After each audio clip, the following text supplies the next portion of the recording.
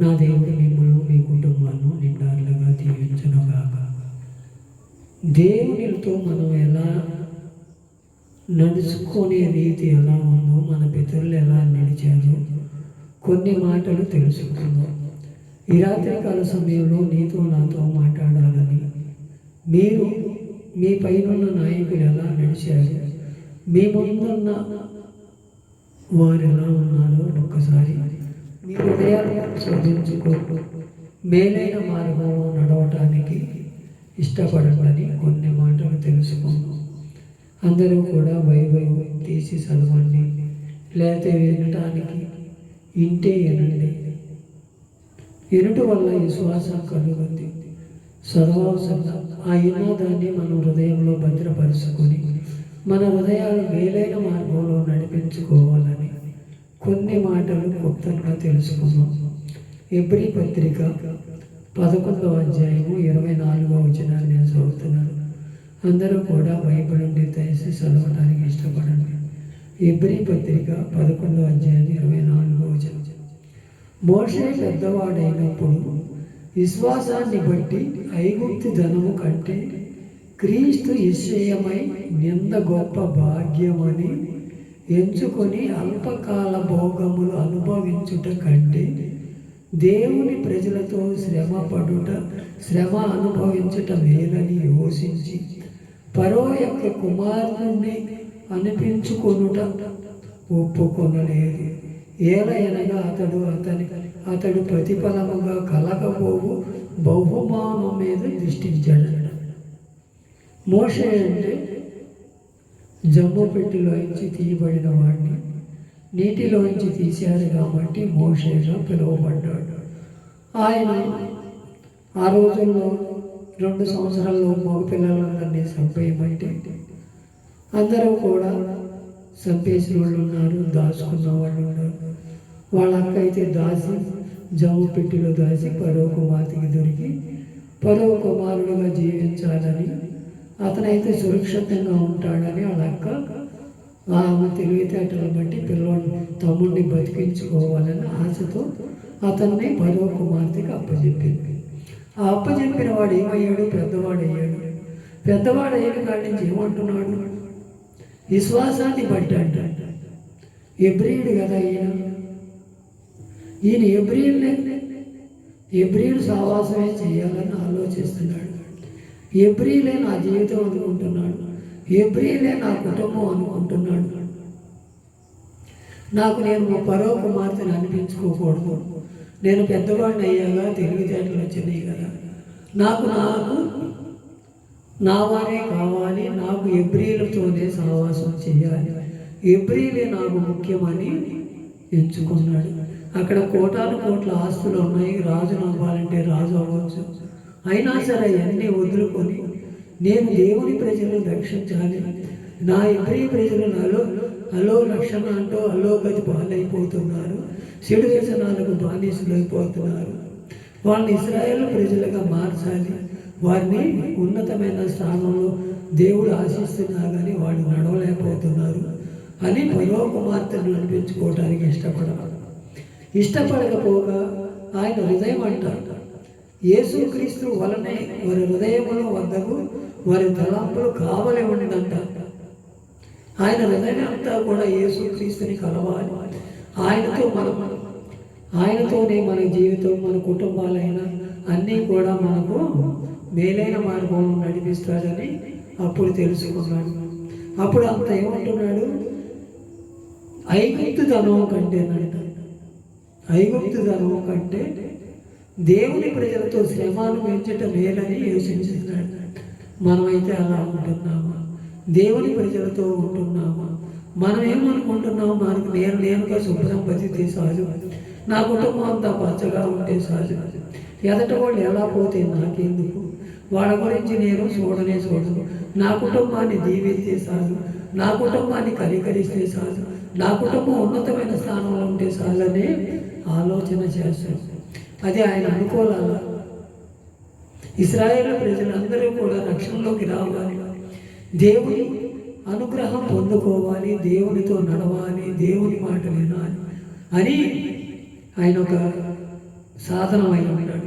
దేవుడు కూడా అదే పిలుచుకున్నాడు. ఆయన పిలుచుకున్న దానికి తగినట్టు ఆయన దేవుని ప్రజలతోనే ఉండాలని ఆలోచన చేసి పరో కుమార్తెను అనిపించుటకొనుడు కంటేనంట అతను ఒప్పుకోలేదంట. మనం కూడా అలా ఒప్పుకోకూడదు. ప్రతి విషయంలో కూడా దేవుని ప్రజలతో నడవాలి, దేవునితో మనం సంబంధం పెట్టుకోవాలి. మనం లోకస్తులు కాకుండా దేవుని ప్రజలు ఎవరో చూసి దేవుని పాటలో నడిపించే వారంగా ఉండాలని కోరుకుందాం. అలాగే ఆయనకు ఇంకొక పేరు వచ్చింది, అది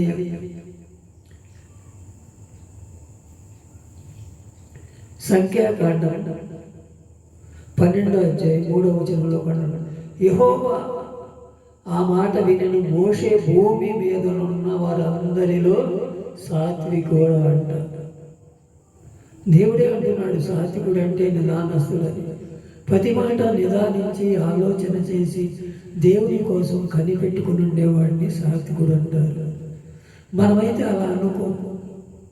నాకు ధనం ఉంది కదా, నేను ఇక్కడే జీవిస్తాను, నాకు ఇక్కడే తిండి దొరుకుతుంది కదా, ఎవరెట్టపోతే నాకెందుకు, ఎవరి ఆలోచన నాకెందుకు, నా కుటుంబం పచ్చగా ఉండాలని మనం అదే ఆలోచన చేస్తాం. కానీ ఆయన సాత్వికుడు అంటాడు.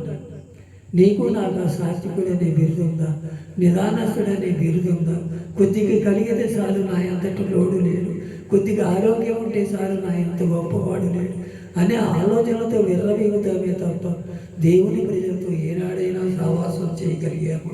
ఒక్కసారి మన హృదయాలు పరిశోధించుకోవాలి. రాత్రికాల ఆయన మిక్కిలి సాత్వికుడు అంటాడు.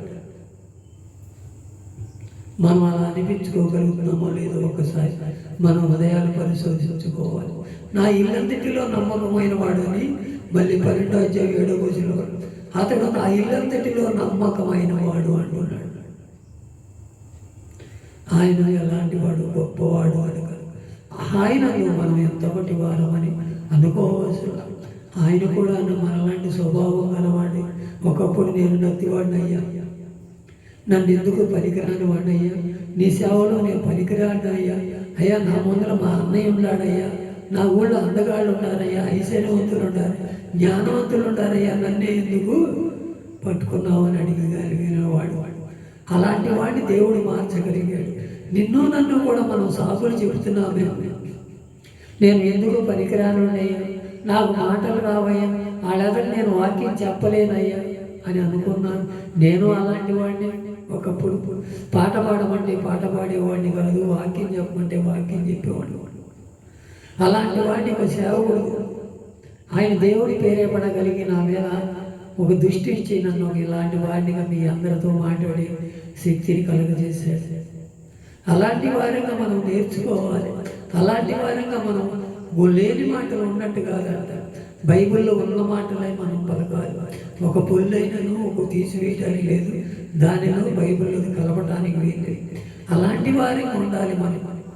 మనం దేవుని నిన్ను నన్ను ఒక బలమైన సాధనంగా వాడుకోవాలి. పాపభోగాలు అనుభవించుట కంటే లోకంలో ఉన్నాయన్నీ కూడా మనం ఊహించుకుంటే దేవుని ప్రజలతో మనము సాత్వికుడుగా ఇల్లంతటిలో నమ్మకమైన వాడుగా మనం అనిపించుకోగలిగితే మన జీవితాలు ధన్యమైతే మనం అలా మోసే వలె జీవిద్దాం. మనం మోసే వలె మనం ఒక మాదిరికరమైన జీవితం నడిపిద్దాం. మోసే ఎర్ర సముద్రాన్ని 2 పాయలు చేయగలిగాడు. దేవునిలోకి వెళితే అసాధ్యమైనది ఏంటి లేక గొప్ప కార్యాలు చేసి ఇశ్రాయేలు జనాంగాన్ని కొన్ని లక్షల మందిని దేవుని సన్నిధిలోకి నడిపించగలిగాడు. నువ్వు నేను ఏం చేస్తున్నాము ఒకసారి మన హృదయాలు పరిశోధించుకుందాము. మనం తింటమే, మనకిచ్చాడు కదా, మనం తింటున్నాం, మనం పడుకుంటున్నాం, ఎవరంట పోతే నాకెందుకులే అనుకుంటున్నామేమో. ఒక్కసారి మన హృదయాలు పరిశోధించుకొని ఇక మీదటైనా అయ్యా నీ చిత్తానికి నేను లోపడతానయ్యా, మోసే వలె నేను సాత్వికుడుగా నీ మాటలు వింటానయ్యా, నా ఇల్లంతటిలో నమ్మకమైన వాడని నువ్వు పిలవగలిగే కృపను నాకు దయచేయ్యా.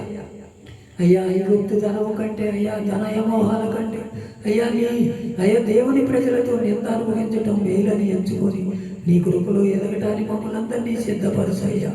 అలాంటి యోగ్యత మాకు కలగజేయమని ఈ రాత్రికాల సమయంలో ఎవరైతే తీర్మానం చేసుకొని వారి కుటుంబాలలో అందరూ కూడా దేవుని సన్నిధులు ఒక సాత్వికుడిగా ఇల్లంతటిలో నమ్మకమైన వాడుగా దీవించడానికి ఇష్టపడుతున్నారు.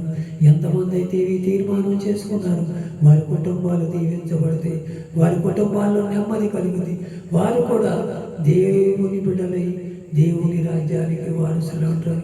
ఇట్టి స్థితి మనందరికీ కలగజేయాలని నా ప్రభువును రక్షకుడైన యేసుక్రీస్తు నామమున మీ అందరినీ కోరుకుంటూ ఈ మాటలు దేవుడి వినికిడిలో దీవించి ఆశీర్వదించును గాక.